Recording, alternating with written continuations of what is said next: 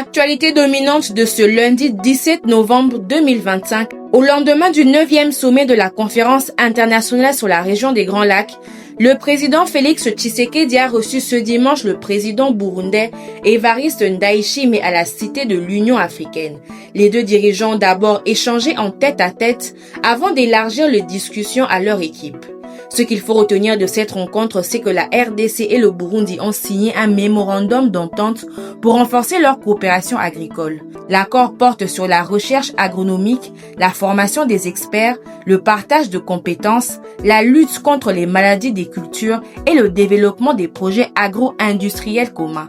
Les deux chefs d'État veulent aussi accélérer le projet lié à la mobilité régionale et au commerce transfrontalier afin de faciliter les échanges et stimuler l'intégration économique. Ils ont harmonisé leurs positions sur les dossiers de la région des Grands Lacs en prévision des prochains échanges à la conférence et réaffirmé leur solidarité face aux défis sécuritaires.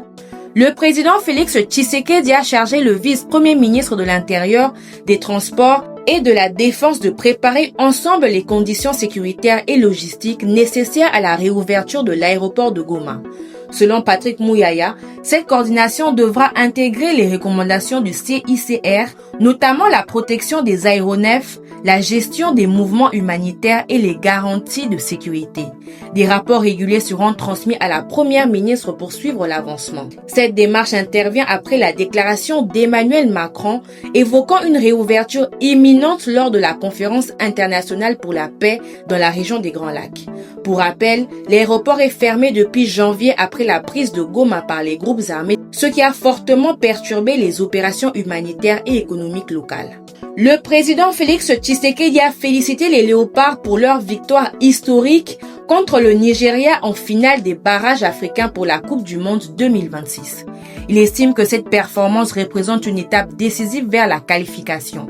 Fier de l'équipe, il a salué la détermination des joueurs et remercié les supporters congolais pour leur soutien constant. Il appelle maintenant la population à rester unie derrière les Léopards en vue du barrage intercontinental, soulignant qu'une qualification au mondial serait un moment historique pour la RDC.